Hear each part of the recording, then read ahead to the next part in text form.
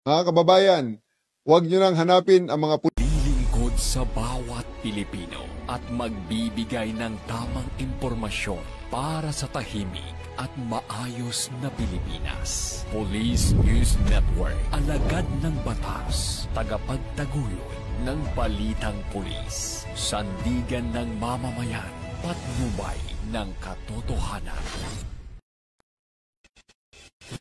Kampo Krame, maghahatid ng pinakahuling kaganapan at nagbabagang balita. Ito ang PNN Police News Network. At ngayon, ang inyong mga tagapagbalita. Magandang hapon, Bagong Pilipinas. Kami ang inyong alagad ng batas, tagataguyod ng Balitang Pulis. Patrolwoman Maria Danica Bungo mula sa Regional Mobile Force Battalion ng NCRPO. Maghahatid sa inyo ng tamang balita, kwento ng pulis at serbisyo para sa mamamayan. At ito ang PNP News Online. Ang pangunahing balita ng Police News Network, alagad ng batas, tagataguyod ng Balitang Pulis.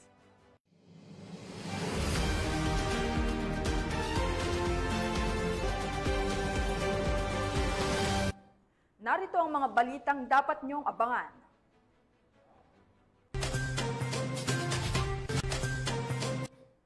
Dalawang miyembro ng local terrorist group patay. Dalawa arestado sa engkwentro sa Maguindanao del Sur. Lalaking sospek sa pang-hold up, arestado ng Toledo City PNP. At most wanted person sa kasong kidnapping, sumuko sa pulisya.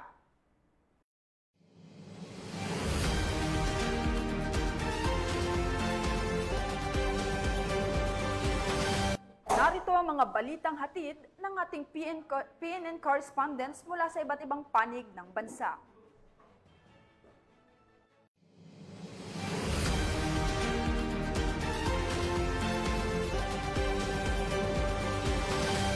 Simulan natin ang balita mula sa bahagi ng Luzon.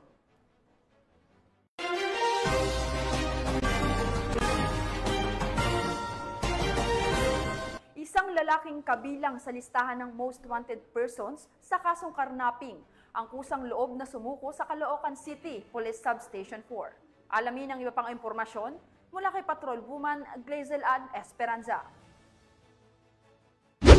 Isang lalaki ang kusang loob na sumuko sa kapulisan ng Caloocan City. Ang akusado ay may kinakaharap na kaso kaugnay sa paglabag sa batas laban sa karnaping. Kusang loob na sumuko sa Sangandaan Police Substation 4 ang 38 anyos na lalaki na most wanted person at residente ng Muson, Malabon City. Ang akusado ay may nakabimbing warrant of arrest para sa kasong paglabag sa Section 3 ng Republic Act 10883 o ang New Anti-Carnapping Act of 2016 na inilabas ng RTC Branch 126 ng Caloocan City na may inirekomendang piyansa na aabot sa 300,000 pesos. Sa ngayon, inihahanda na ng Sangandaan Police Substation 4 ang mga kinakailangan dokumento para sa formal na pagsumite ng warrant of arrest pabalik sa korte. Mula rito sa Northern Police District, ako po ang inyong PNN correspondent, Patrolwoman Glazel Ann Esperanza, alagad ng batas, tagataguyod ng Balitang Pulis. Maraming salamat, Patrolwoman Esperanza. Naging payapa at maayos ang pagdiriwang ng taunang Wata Wata Festival sa San Juan City dahil sa pinaigting na police visibility ng kapulisan sa kabila ng dagsa ng mga residente at bisita na nakiisa sa makulay at masayang selebrasyon. Yan ang balitang hatid ni Patrolwoman Renalyn Tanggiak. Mahigit 5,000 katao ang dumalo sa makulay na selebrasyon ng Wata Wata Festival sa San Juan City. Kaugnay nito bilang pagtugon sa direktiba ni Police General Nicolas D. Torre III, Chief Philippine National Police, tungkol sa pagpapalakas ng presensya ng kapulisan sa mga malalaking pagtitipon. Tiniyak ng San Juan City Police Station sa pamumuno ni Police Colonel Anthony Sigantang, OIC Chief of Police, na may sapat na bilang ng kapulisan sa lugar upang mapanatili ang kaayusan at agarang pagresponde sa anumang insidente. Ang Regional Mobile Force Battalion ng NCRPO sa pamumuno ni Police Colonel Celso M. Rodriguez ay agad na nagpadala ng 100 kapulisan para sa karagdagang puwersa. Narito rin ang Bureau of Fire Protection at ang Bureau of Jail Management and Penology. Ang mga kapulisan ay maayos na ipunesto sa paligid ng lugar upang magsilbing seguridad at mga siwa sa kaayusan, kabilang na ang pagsaway sa mga individual na maaaring maging sanhi ng gulo. Kung ikukumpara sa mga nagdaang taon, mas naging mapayapa ang selebrasyon ngayon. 3 minor conflicts lamang ang naitala na agad namang naresolba ng mga otoridad. May tuturing itong tagumpay ng koordinasyon at kahandaan ng iba't ibang ahensya ng pamahalaan at ang pakikiisa at pagsunod ng mga dumalo sa nasabing selebrasyon.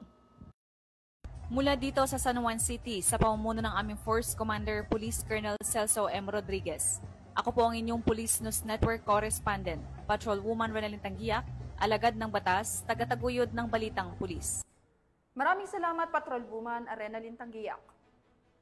Arestado ng pulisya ang isang ginang na wanted sa kasong estafa sa bisa ng warrant of arrest na inilabas ng korte sa isinagawang operasyon sa bayan ng San Jacinto, Pangasinan. Nakibalita dyan si Police Corporal Joanna Marie de los Santos. Arestado ang babaeng ito na wanted sa kasong estafa sa ikinasang manhunt operation ng San Jacinto Municipal Police Station sa Barangay Kapaway, San Jacinto, Pangasinan. Kinilala ni Police Major Napoleon R. Velasco Jr., Chief of Police ng naturang istasyon ang suspect sa pangalang Lourdes, 66 anyos at residente ng Barangay Batakil, Fusurubio, Pangasinan.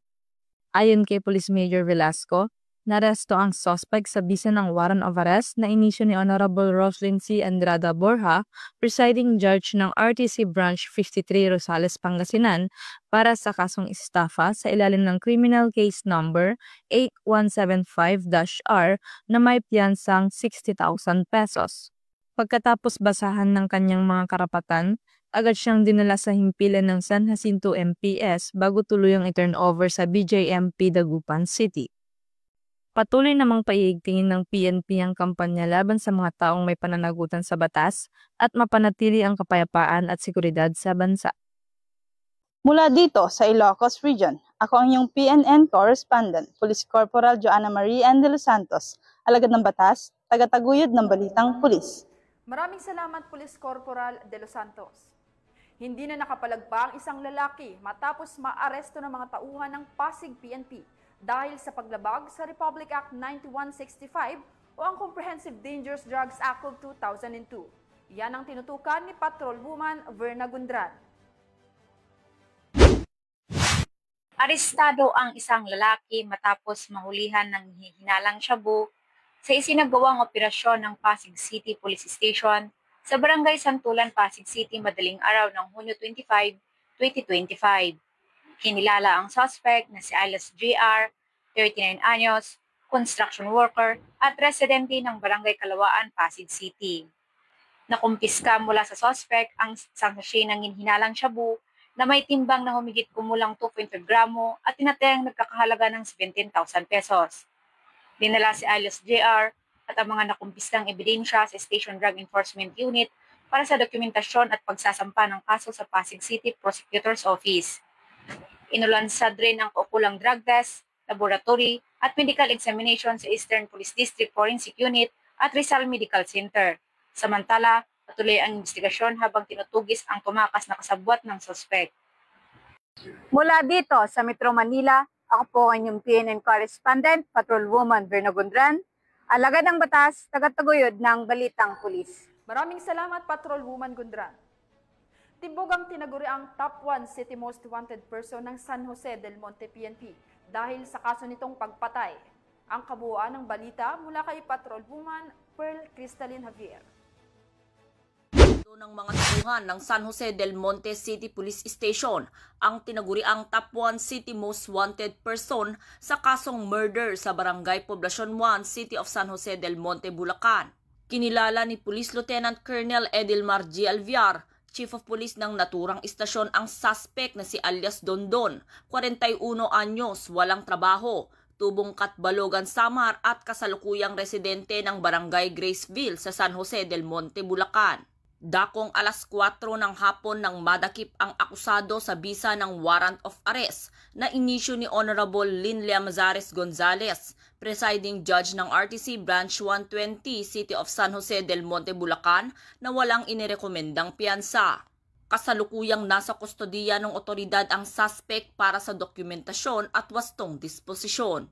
Patuloy na isinasagawa ng Bulacan PNP sa pamumuno ni Police Colonel Franklin Estoro, Officer in Charge ng Bulacan Police Provincial Office, ang serye ng mga operasyon bilang bahagi ng pinaigting na kampanya laban sa lahat ng anyo ng kriminalidad upang mapanatili ang kaayusan at kaligtasan ng bawat mamamayan sa kanilang nasasakupan. Mula dito sa Camp General Alejo S. Santos, ako ang inyong PNN correspondent, Patrolwoman Pearl Cristalin Javier, alagad ng batas, tagataguyod ng Balitang Pulis. Maraming salamat, Patrolwoman Javier.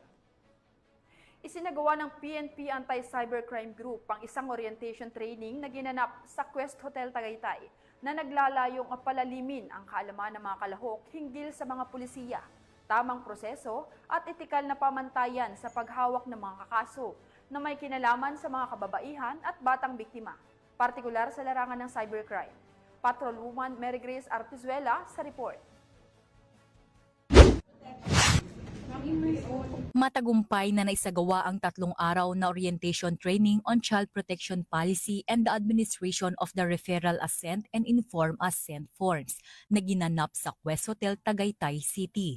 Dinaluhan ito ng 34 na personnel mula sa PNP Anti-Cybercrime Group sa paungunan ni Police Colonel Cheryl Piatar, Chief ng Women and Children Cybercrime Protection Unit. Katuwang ang UNICEF sa paungunan ni Attorney Maria Michelle Munoz at Attorney Maria Roda Cisnero. Layunin ng pagsasanay na paigtingin ng implementasyon ng PNP Child Protection Policy No. 2021-081 at itaguyod ang tamang paghawak ng mga kasong may kinalaman sa mga bata sa pamamagitan ng child-sensitive, trauma-informed at collaborative approach. Pinangunahan ng mga legal expert at child protection advocate ang mga talakayan ukol sa case management, warrant application at kolaboratibong imbestigasyon. Nagtapos ang programa sa isang seremonya ng paggawad ng sertipiko bilang pagkilala sa aktibong partisipasyon ng mga dumalo at sa patuloy na dedikasyon ng PNP sa pagtatanggol sa karapatan at kapakanan ng mga bata, lalo sa mga kasong may kinalaman sa cybercrime. Mula dito sa Campo Crame, ako ang inyong PNN correspondent, Patrolwoman Mary Grace Artizuela, nagbabalita para sa Police News Network, alagad ng batas, tagataguyod ng Balitang Pulis. Maraming salamat, Patrolwoman Artizuela. Tunghayan naman natin ang mga balita mula sa Visayas.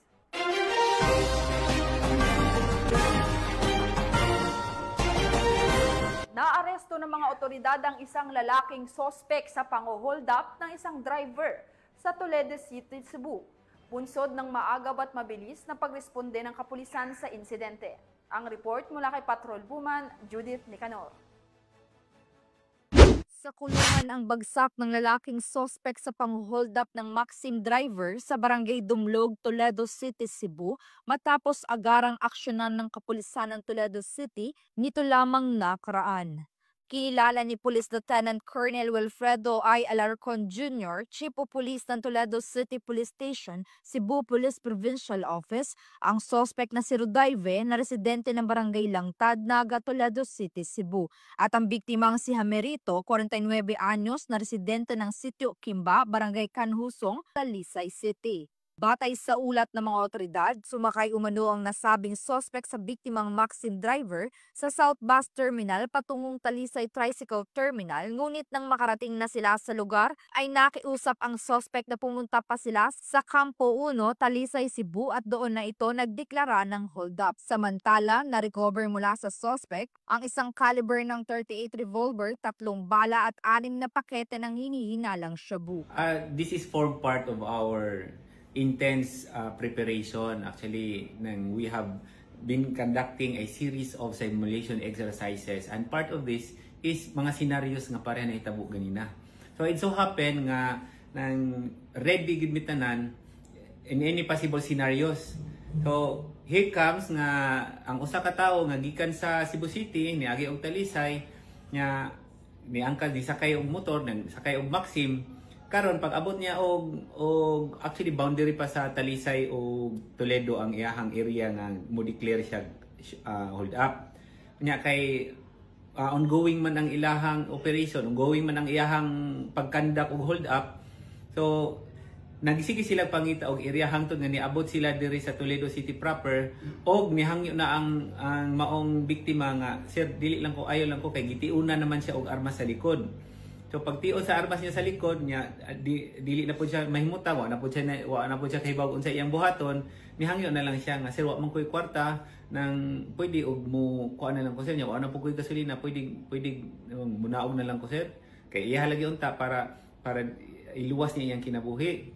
Nihangyo na ningon man po to ang kuan, ningon man po to ang suspect nga, sige, i-drop lang ko diha sa area. So gi-drop sila diri sa sanging area dapit. Dayon timing pod nga nara pud tay pulis nga naa sa duol, ang biktima immediately ni tuyok dayon og pangitag pulis. So pagtuyok niya, pagpangita niya pulis, na atay nag-beat patrol da sa sangi, crossing na sa sangi. Dito sila ni kuan og pulis, nakakita og pulis. Pagkakita niya sa pulis, gi-describe mauna way paglangan-langan in less than 5 minutes, actually wa kabot 1 minute ang pulis ni sunod dayon sa iyaha, nagpa-guide kay ningon nga description mauni, ni sakay og mauni, padong mauni, gisundan na nila. So nahitabo nga gisundan nila padong og Talavera, dito na recover, nakuha ang suspect nya in possession of firearms, nya nabot siya mga illegal nga mga droga, dayon positively identified yun siya sa suspect mismo. Nagningon nga mo na siya nagtion ako og armas while on the way midri sa Toledo City. Kasalukuyang nasa kustudiya ng Toledo City Police Station ng suspect at maharap sa kasong robbery with intimidation against person at kasong paglabag sa Republic Act 9165 o Comprehensive Dangerous Drugs Act of 2002. Patunay lamang na ang kapulisan ng Toledo City ay patuloy sa pagpapatupad ng kanilang sinumpaang tungkulin na hulihin ang mga nagkasala sa batas upang magkaroon ng maunlad na bansa tungo sa isang bagong Pilipinas. Mula dito sa Central Visayas, ako ang Police News Network Correspondent, Patrolwoman Judith Nicanor, alagad ng batas, tagataguyod ng Balitang Pulis. Maraming salamat, Patrolwoman Judith Nicanor. Kalaboso ang mag-live-in partner sa isinagawang buy-bust operation ng Iloilo City PNP, habang nakumpiska naman ng mahigit 80,000 pisong halaga ng shabu mula sa mga sospek. Magbabalita dyan si Patrolwoman Andrea Dominic de Palubos. Timbog ang mag-live-in partner sa isinagawang buy-bust operation ng Iloilo City Police Station 3 sa Barangay San Isidro, Haro, Iloilo City. Nito lamang ika-25 ng Hunyo taong kasalukuyan. Kinilala ang mga sospek na sina alias Renan, 40 taong gulang, at alias Marlene, 40 taong gulang at mga residente ng nasabing lugar. Nakuha mula sa pag-iingat ng mga sospek ang 12 plastic sachet ng hinihinalang shabu na may standard drug price na 81,000 piso. Ayon kay Police Captain Mary Jane Panes, hepe ng Iloilo City Police Station 3, dati nang nakulong si alias Renan matapos maaresto sa buy-bust operation noong 2016. Dagdag pa nito, konektado din ang sospek sa yumaong dating kapitana ng Barangay Desamparados, Haro, na isang itinuturing drug personality. Kasalukuyang nasa kustudiya na ng pulisya ang mga sospek para sa tamang disposisyon at haharap sa kasong paglabag sa RA 9165 o ang Comprehensive Dangerous Drugs Act of 2002. Patuloy ang panawagan ng PNP sa publiko na magkipagtulungan sa mga otoridad upang masugpo ang droga sa mga komunidad. Ang matagumpay na operasyon na ito ay nagpapatunay ng masigasig na pagsisikap ng Philippine National Police upang labanan ang kriminalidad at maprotektahan ang publiko laban sa panganib ng ilegal na droga. Mula dito sa Police Regional Office 6, ako ang inyong Police News Network Correspondent, Patrolwoman Andrea Dominic de Palobos, alagad ng batas, tagataguyod ng Balitang Pulis. Maraming salamat, Patrolwoman de Palubos. Narito naman ang mga balita mula sa bahagi ng Mindanao.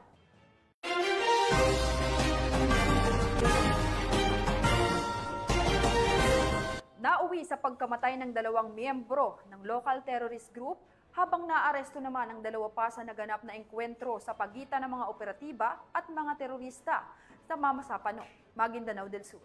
Patrolwoman Leonora Gawang sa report. Dalawang miyembro ng local terrorist group ang nasawi habang dalawa naman ang naaresto matapos ang isang engkwentro sa pagitan ng mga operatiba at mga terorista sa barangay Libutan, Mama sa Panu, Maguindanao del Sur nito lamang ika-23 ng Hunyo taong kasalukuyan. Kinilala ang mga nasawi na sina alias Salim, residente ng Datu Dinsinswat, Maguindanao del Norte at si alias Kamid ng Makasampen, Gindulungan, Maguindanao del Sur. Habang kinilala naman ang dalawang naarestong sugatang kasamahan nila na sina alias June ng Datu Saudi Ampatuan at si alias Rasul ng Gindulungan, Maguindanao del Sur. Ayon sa ulat, nakatanggap umano ang mga operatiba ng impormasyon hinggil sa pagtitipon ng mga terorista sa lugar at sa kanilang planong magtanim ng improvised explosive device sa mga pampublikong lugar, kaya agad na nagsagawa ng operasyon ang mga ito na nagresulta sa nasabing engkwentro. Nakuha rin sa pinangyarihan ng engkwentro ang iba't ibang armas, pampasabog, larga vista at iba pang mga personal na gamit ng mga terorista. Samantala, nagpasalamat naman ang mga otoridad sa kooperasyon ng mga mamamayan para mapanatiling ligtas at tahimik ang ating pamayanan at hinimok ang natitira pang miyembro ng local terrorist group na sumuko at yakapin ang maayos na pamumuhay. Mula rito sa rehiyon ng Bangsamoro, ako si Patrolwoman Leonora Gawang, nagbabalita para sa Police News Network, alagad ng batas, tagataguyod ng balitang pulis. Maraming salamat, Patrolwoman Gawang. Walang kawala sa batas ang isang driver sa Tagum City matapos itong madakip sa ikinasang drug buy-bust operation na nagresulta sa pagkakasabat ng mahigit 80,000 pisong halaga ng shabu. Yan ang report ni Patrolwoman Aldin Cañazares. Arestado ang 32 anyos na driver na kinilala sa alias na Yongyong sa ikinasang buy-bust operation ng mga operatiba ng Tagum City Police Station at First Davao del Norte Provincial Mobile Force Company noong Hunyo 24, taong kasalukuyan sa Purok 5, Barangay San Miguel, Tagum City. Nasamsam mula sa suspect ang 5 pakete ng humigit kumulang 12 gramo ng hininalang shabu na may standard drug price na 81,600 pesos at iba pang ebidensya. Kasalukuyang nasa kustudiya ng Tagum City Police Station ang suspect at nahaharap sa kasong paglabag sa Republic Act 9165 o ang Comprehensive Dangerous Drugs Act of 2002. Patuloy ang pinaigting na kampanya ng Police Regional Office 11 laban sa iligal na droga at nananawagan ito sa publiko na makiisa sa pagpapanatili ng isang ligtas at maayos na komunidad. Mula dito sa Police Regional Office 11, ako ang inyong PNN correspondent, Patrolwoman Aldin Cañazares, alagad ng batas, tagataguyod ng balitang pulis. Maraming salamat, Patrolwoman Cañazares. At yan ang mga balitang nakalap ng ating PNN correspondents mula Luzon, Visayas at Mindanao. Sa ngalan ng pamunuan ng Philippine National Police, sa pangunguna ni PNP Chief Police General Nicolas Torre III at sa pamumuno ni President Ferdinand Bongbong Marcos Jr., kami ay maglilingkod sa bawat Pilipino at magbibigay ng tama at balanseng balita dahil dito sa bagong Pilipinas, ang gusto ng pulis, ligtas ka. At bago po tayo magtapos, binabati ko po ng isang maligayang kaarawan ng aming Deputy Force Commander ng Regional Mobile Force Battalion ng NCRPO na walang iba na kundi si Police Major Roderick A. Pasilan. Isang masayang pagbati po mula dito sa Dagapag-Ugnay PKG Kamkrame Police News Network. God bless po and happy birthday, sir. At bilang bahagi ng mas pinabilis at pinalawak na emergency response system, muli naming ipinaalala ang panawagan ni Chief PNP na huwag nyo nang hanapin ng mga pulis sa mga presinto sapagkat kami ay nasa inyo ng mga telepono. Dial 911, darating kami sa loob ng 5 minuto. Ang 911 ay bukas 24/7, maaaring tawagan kahit walang load at handang tumugon sa anumang uri ng emergency. Ipagbigay alam sa inyong pamilya, kaibigan at komunidad sa panahon ng pangailangan, 911 ang inyong katuwang. Mula rito sa tanggapan ng tagapag-ugnay ng Pambansang Pulisya, kami ang inyong alagad ng batas, tagataguyod ng balitang pulis. Patrolwoman Maria Danica Bungo mula sa Regional Mobile Force Battalion ng NCRPO, maghahatid ng tamang balita, kwento ng pulis at serbisyo para sa mamamayan. At ito ang PNP News Online, ang pangunahing balita ng Police News Network.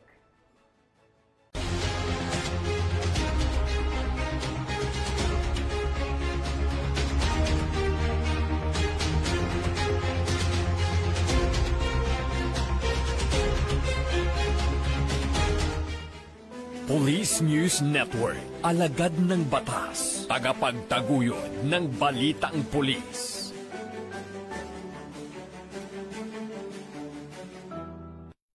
Mga kababayan, huwag nyo nang hanapin ang mga pulis sa presinto sapagkat kami ay nasa inyo ng mga telepono. Dial 911, darating kami sa loob ng 5 minuto.